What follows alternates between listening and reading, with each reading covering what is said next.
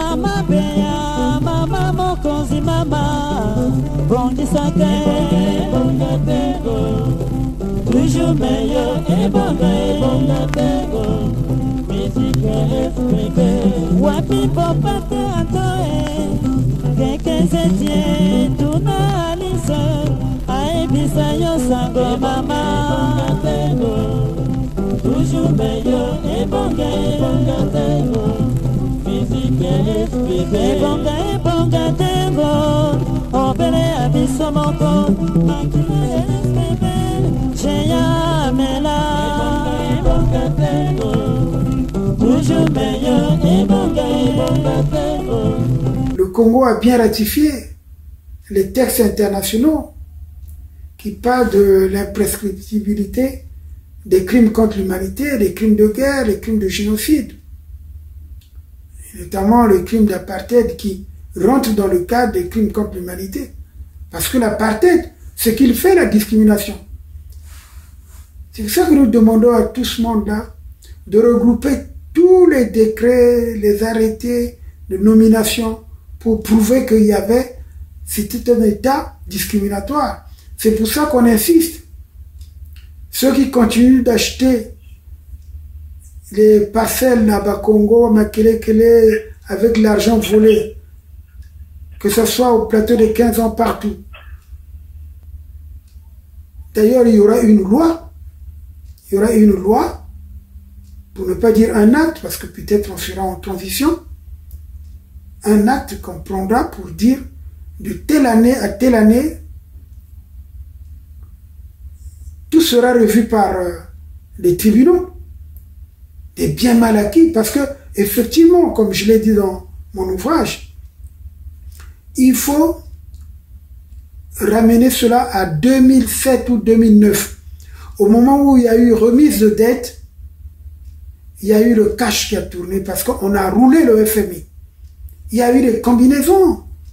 Les dirigeants du FMI ont facilité la tâche, ils sont des gens corrompus. Le mot du président.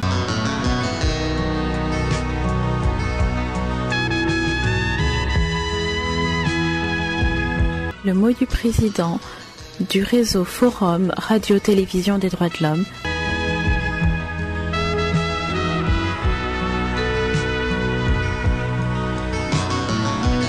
Du réseau Forum Radio-Télévision des droits de l'homme, Maître Maurice Massengo-Thiassé. À la tribune aujourd'hui, Fernand Mathias Ndala. Bonjour Fernand, comment vas-tu? Je vais très bien, Maître Massengo-Thiassé, je vais très bien. Ouais.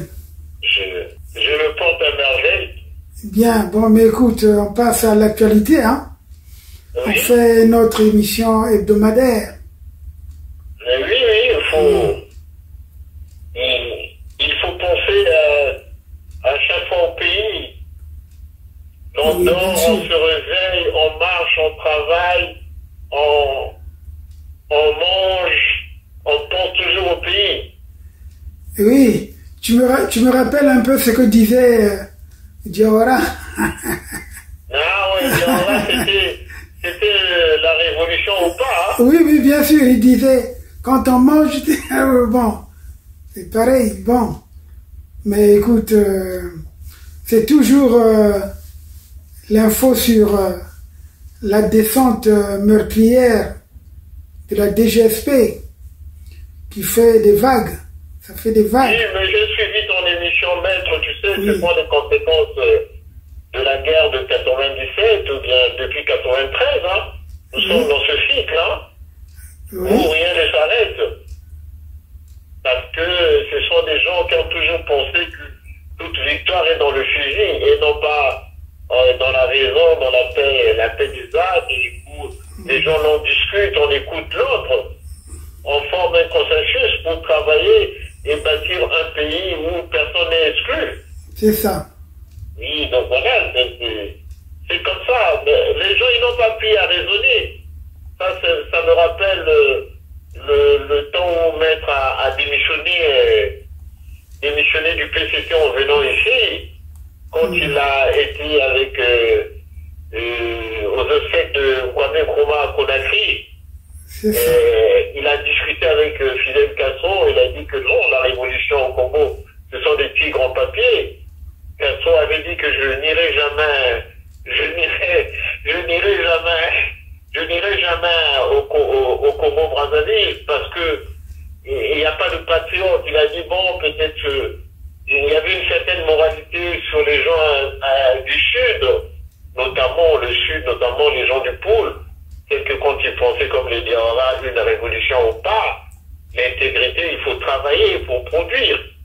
Et après, quand il est passé en RDA, il a discuté avec le parti communiste allemand. Et à partir de là, les Allemands lui ont dit, même nous les Allemands, la pensée de Karl Marx, nous ne la comprenons pas. Bien que nous sommes des Allemands, Karl Marx était allemand, elle est trop grande pour que vous soyez des marxistes. Vous en faites une idéologie de développement. Donc voilà, c'est un peu ça. Donc les gens du PCT, ils n'ont rien hérité, ils n'ont rien hérité, ils ont hérité les armes, hein, c'est tout. Hein. Il n'y avait pas grand-chose qu'ils pouvaient proposer à la population du Nord. Si ce n'est ni le vol et tout, hein. Arbitraire, hein, comme tu veux peut-être le dire dans ton émission que j'ai suivi, que le principe de l'égalité qui n'existe pas, toute chose se fait avec discussion. Hein. Donc voilà, maître, ce que j'avais tout d'abord à te dire. Bien, bon, mais écoute, en tout cas, il y a beaucoup de réactions, les gens réagissent par rapport à cette douloureuse affaire, parce que les gens oublient que c'est assez douloureux, comme je l'ai dit. Il ne faut pas blaguer avec les principes. Je crois qu'on est là pour corriger. Pour corriger, et nous connaissons les intentions de Sassou Nguesso. Lui, il n'y a pas eu une élection qui n'a pas suscité au départ une situation un peu ambiguë, conflictuelle et tout. Parce que là, il s'apprête à faire un couvre-feu. Donc, empêcher les gens de sortir la nuit et tout, parce Sassou a très peur, malgré les drones qu'il a eus. Parce que tous ils se vantent d'avoir eu des drones. Mais les drones, il faut savoir aussi les utiliser.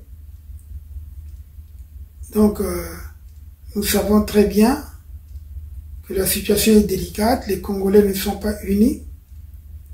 Nos frères du Nord ne font pas beaucoup d'efforts justement pour renverser le pouvoir de Sassou. Alors, le fils Yombi, là, Serge Yombi, il est encore dans la région parisienne, ou plutôt en France, où il paraîtrait il doit avoir des affaires. En tout cas, il n'est pas rentré. Donc pour moi, il n'est pas courageux, parce qu'il devait rentrer au moins en août. Parce que lorsque on lui a peut-être pas lancé la fatwa, mais bon, parce que celui à qui on a lancé la fatwa, c'est le général Dabira. Lui, on l'a mis en garde, on a dit, bon, on va voir comment tu vas rentrer. Et lui, je pense qu'il a pris peur, il n'est pas rentré. Et je ne sais pas ce que tu en sais par rapport à la situation de ce leader de la RDD. Oui, mais maître, tu sais que nul n'est propriétaire de ce pays. Le sol, Sassou, il doit être né à Edou. Mais d'Edou à Brazzaville, c'est très distant, plus de 400 à 500 km. Exactement, 412 ou 413. L'entrée du pays des citoyens congolais ou des patriotes congolais. Ça, c'est une erreur qu'il fait. Il y a eu un moment donné, il avait fui le pays quand il était sous menace de l'espace. En 94, quand tu es allé voir s'il avait une base militaire là-bas, il faut qu'il tire les leçons.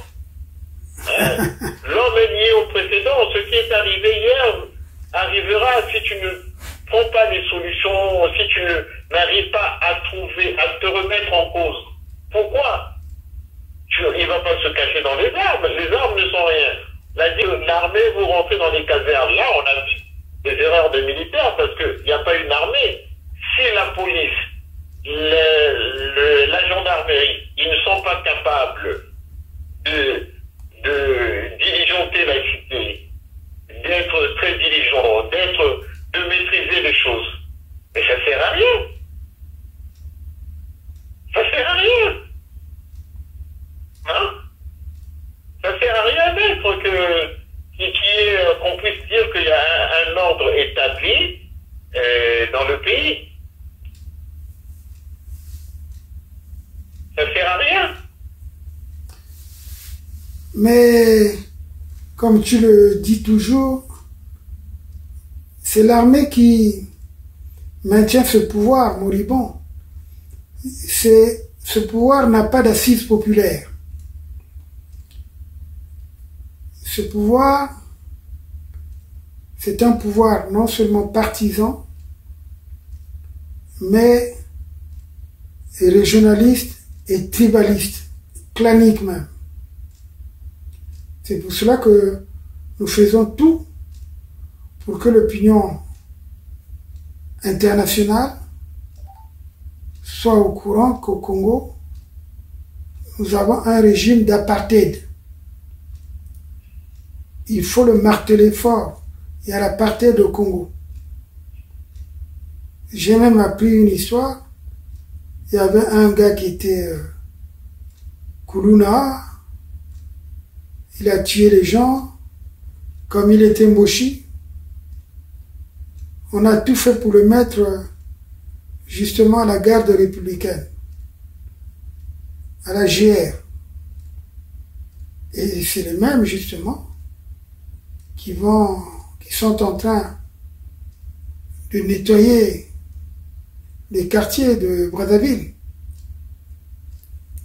En fait, cette affaire de Kuluna, c'est Sassou qui veut intimider tout le monde. Mais maître, tu sais que le sens, eux, chez eux, tu te rappelles de l'affaire d'Emma, un infirmier Couillou qui était tué, qui était mort, je crois, dans la cuvette ouest, à Kélé. Ah oui. C'était, bon, après, il y a eu des représailles contre les fonctionnaires de l'État à Ouadon. Et Mouabi avait délégué Yombi et Sassou. Ils sont allés jouer leur jeu de division là-bas. Et on a tué les deux fonctionnaires qui n'étaient pas sous la protection de l'armée. Donc le commandant qui était là-bas dans la Kanda n'a pas pu. Donc c'est pour te dire que c'est dans leurs mœurs, les mœurs qu'ils ont, il n'y a pas des mœurs de dialogue encore. Il faudrait que nos frères du Nord changent de comportement. Parce que toute chose, il y a un dialogue que tu viens de montrer dans ton film que je viens de voir, ceux qui sont Kuluna là à Bakongo, ils se sont retrouvés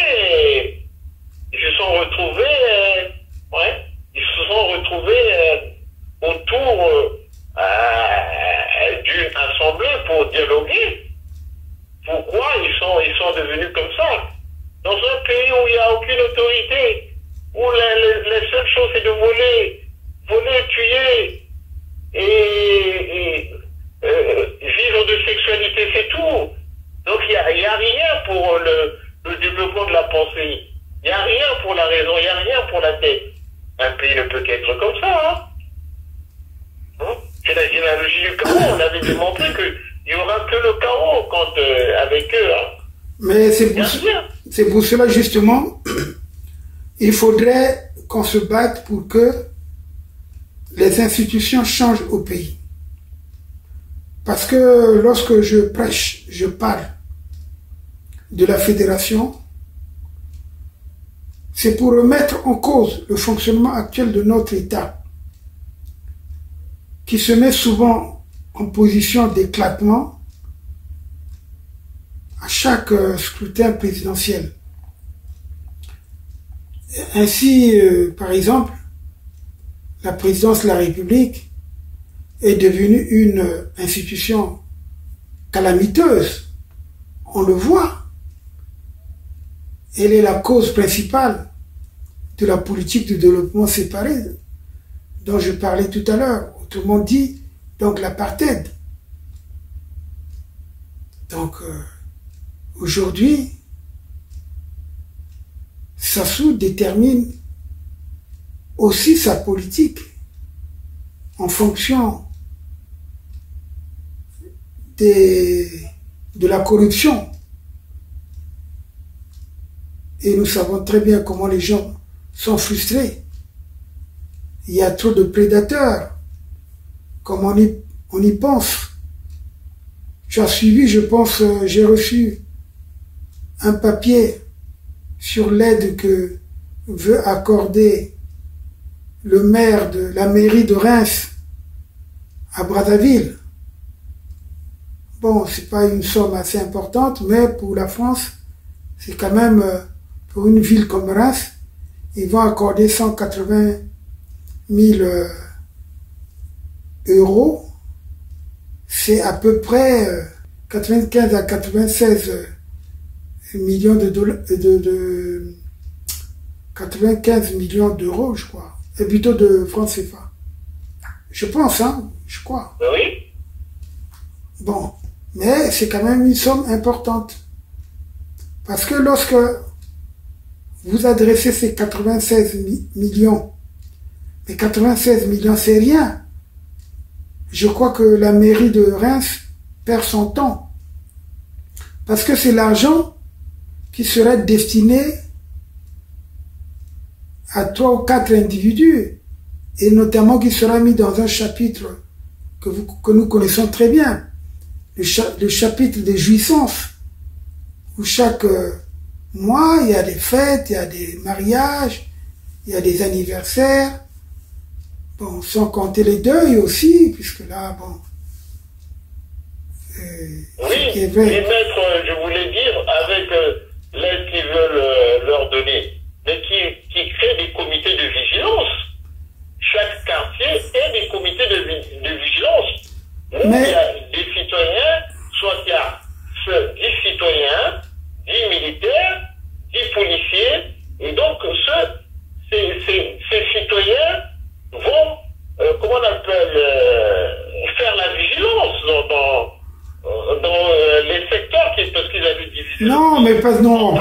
Mais ça, tu vas trop loin seulement parce que, de un, on n'a pas besoin de ça. Ils connaissent. Les Koulouna ou les bébés noirs sont identifiés. Ils peuvent les prendre quand ils veulent. Ça, c'est un faux prétexte, justement, pour bâillonner, verrouiller la vie démocratique.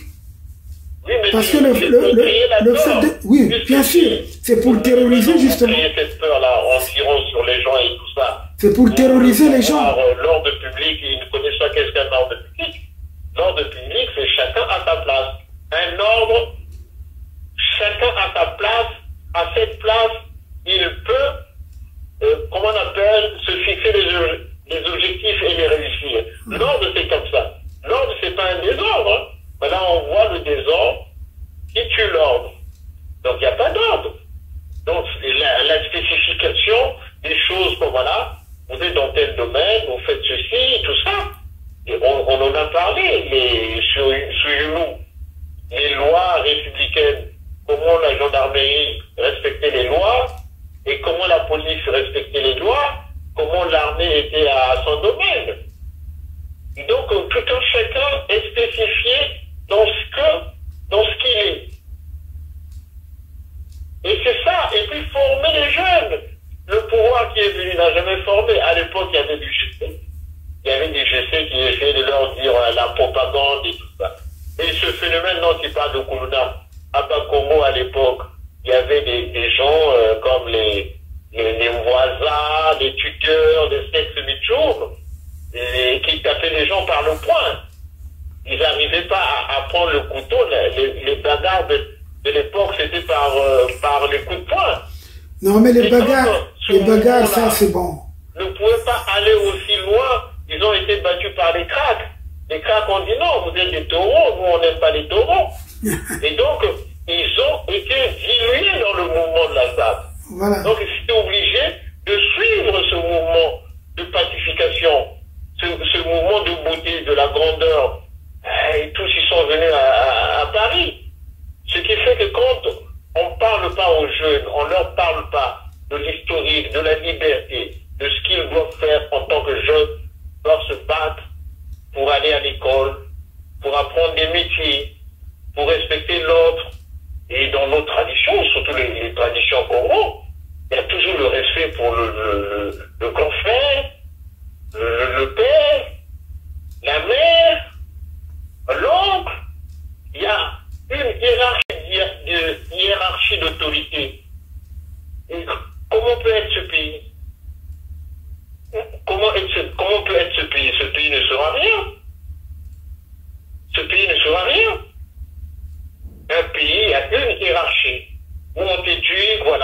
famille, voilà ceci, voilà le quartier, voilà notre maman. Et à l'époque, on voyait chez nous. Quand tu faisais une bêtise, ce n'est pas tout d'abord tes parents qui te connaissaient. Tu étais tapé par le voisin, pas. Et quand tes parents venaient, voilà, il a fait telle bêtise, voilà, on a oui, oui. Donc il y avait cette... On a été élevé dans le quartier. C'est ce processus social. Il y a le respect. Il faut réapprendre à nos petits-enfants le respect, le sens du respect. C'est le sens du respect du bien public. Parce qu'aujourd'hui, le contrat sociopolitique de Sassou,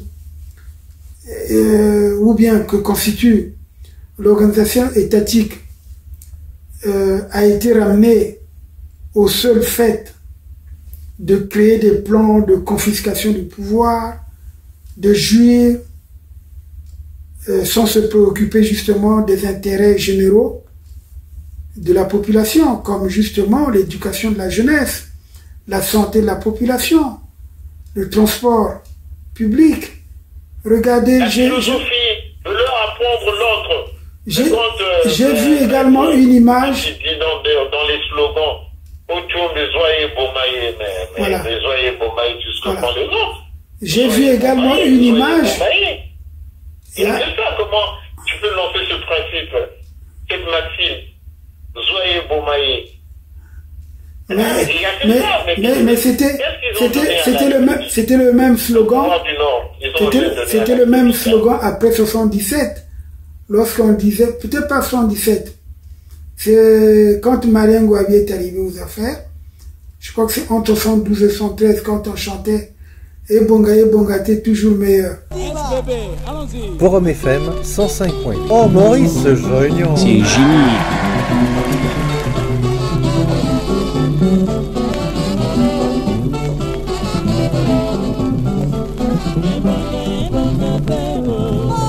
Toujours meilleur, et Bonga,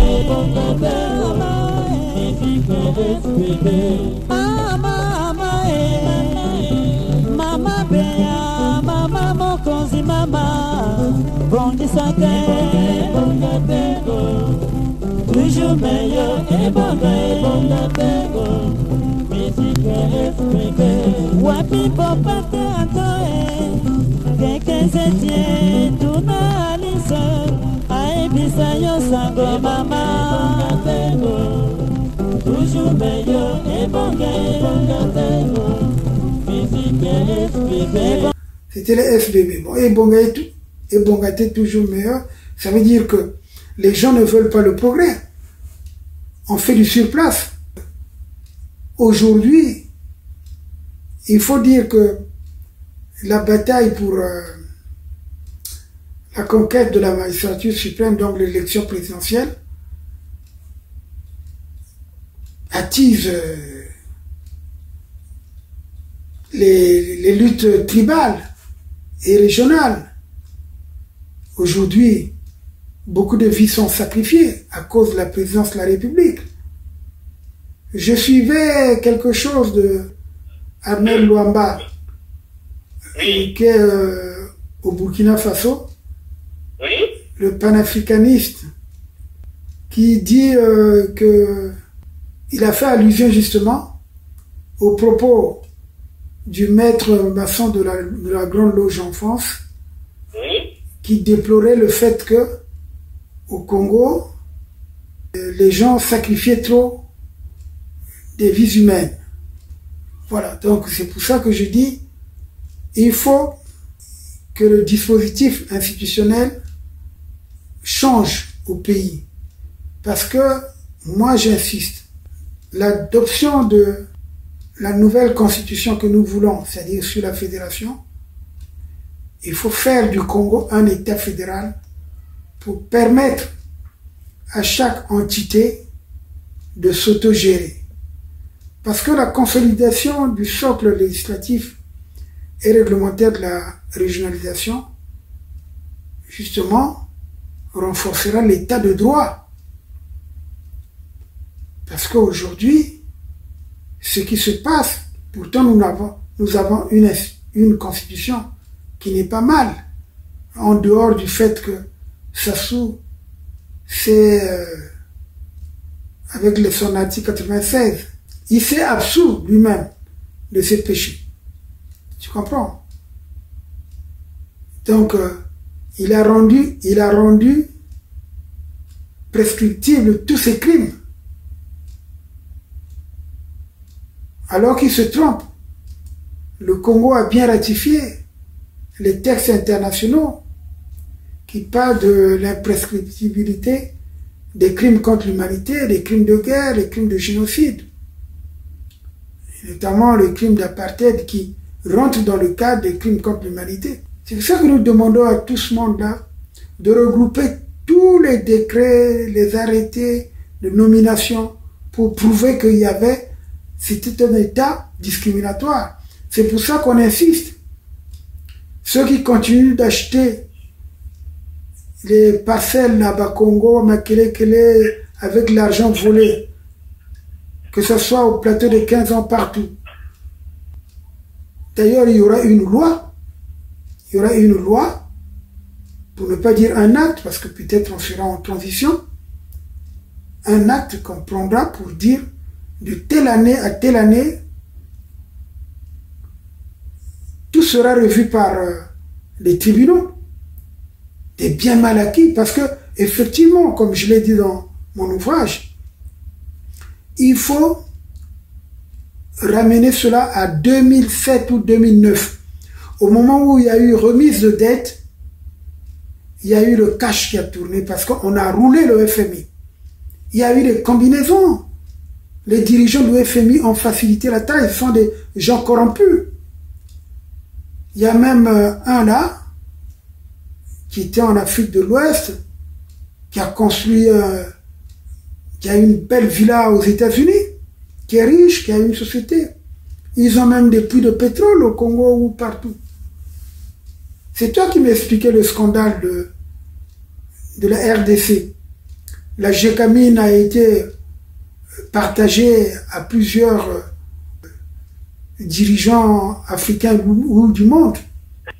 Les mines de la RDC sont la propriété ou sont gérées par plusieurs acteurs de la vie politique ou économique internationale.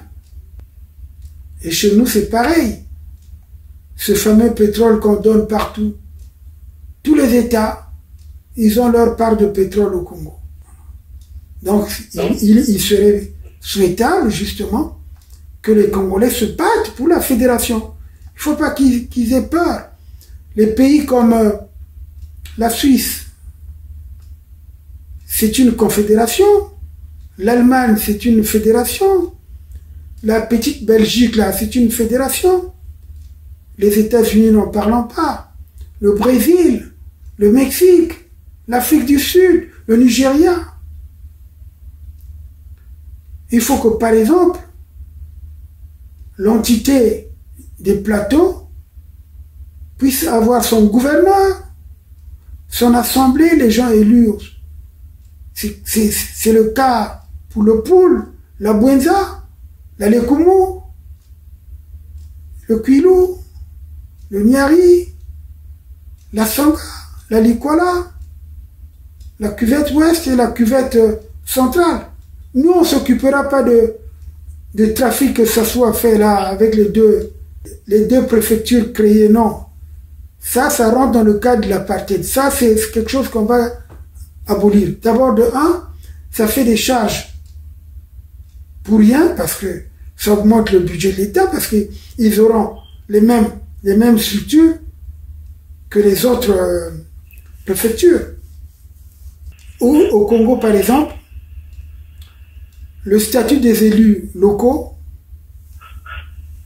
n'est pas clair, parce qu'on ne leur permet pas de mieux remplir leur mission.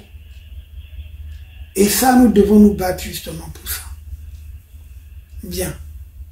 Oui, mais que j'ai bien compris, tu sais, l'ordre interne s'organiser soi-même, les peuples les mieux structurés, ils sont les peuples les mieux développés.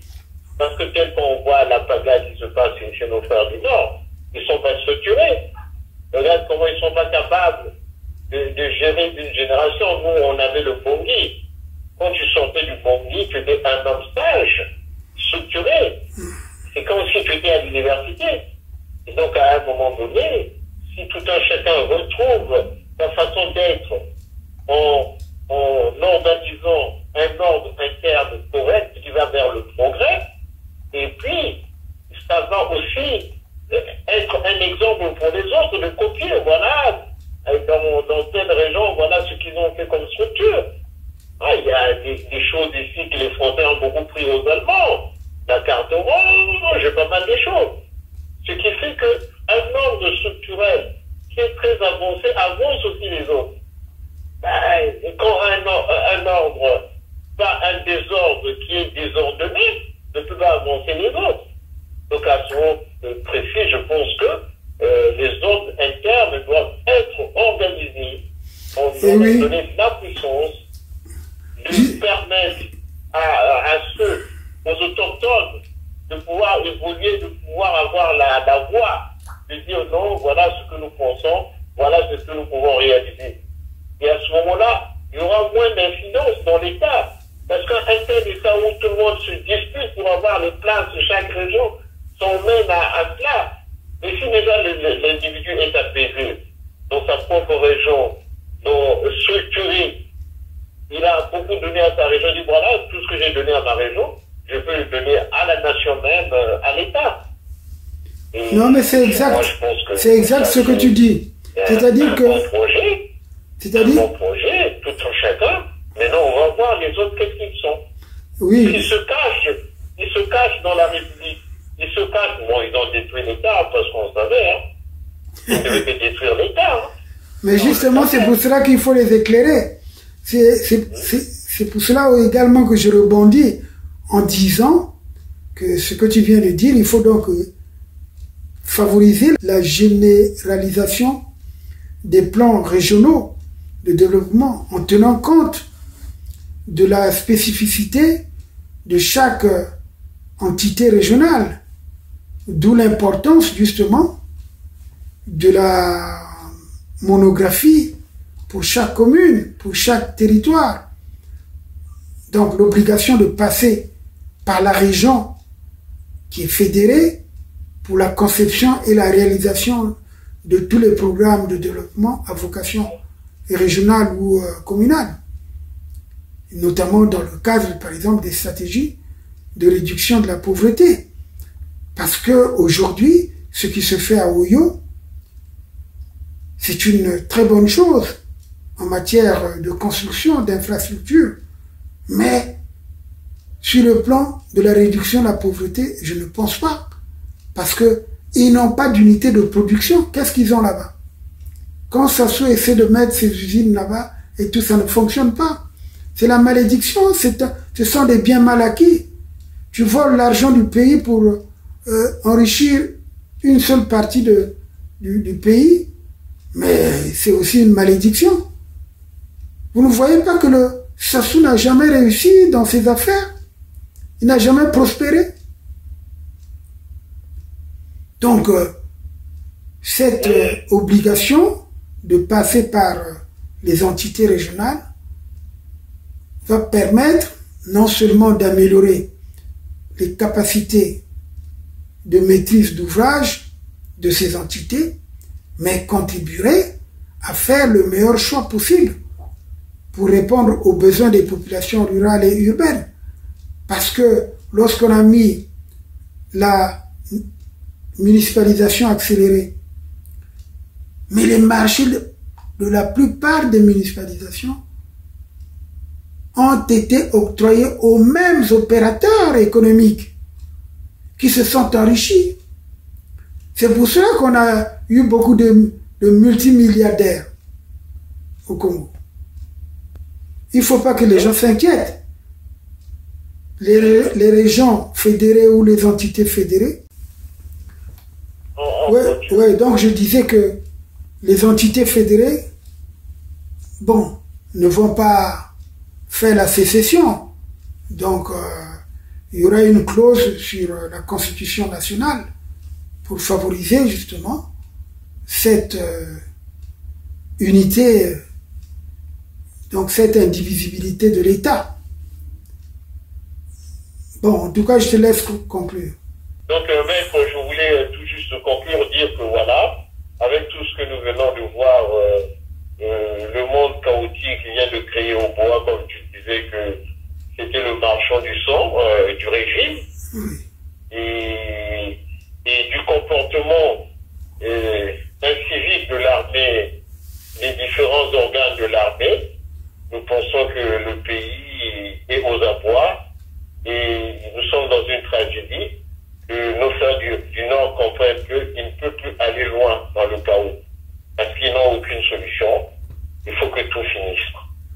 Bien, en tout cas, nous allons continuer nos entretiens, mais je termine moi par dire il faut faire de nos régions des entités territoriales indépendantes qui délégueraient l'exercice de certaines compétences à des organes communs destinés à coordonner leur politique dans un certain nombre de domaines sans constituer cependant de nouveaux États. Ça, c'est clair. Forum FM 105.8. Avant la radio, c'était ça. Maintenant, il y a Forum. Vous avez demandé la musique, ne quittez pas. Forum FM, enfin la radio. Forum 105.8, la radio des droits de l'homme, Forum FM.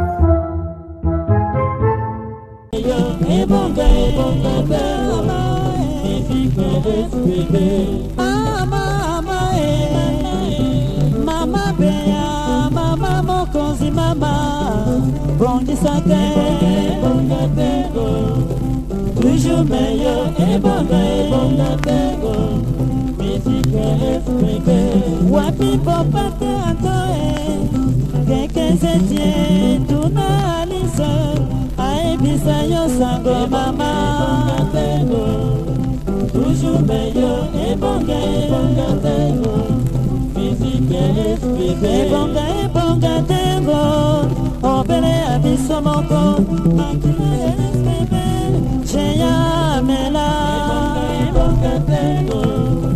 Toujours meilleur et bonga tengo, musique exprimée. Wapi Marie Bongoloe, Asituna Bernadette mama, Basi Bakoka et bonga tengo.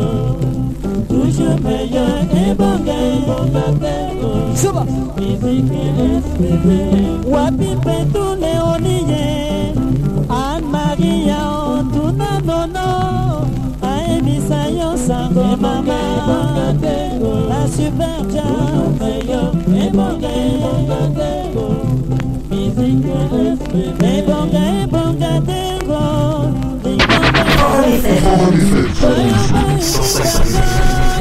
Moi j'aime. Toujours meilleur et bonga tengo, musique exprimée. Ma belle.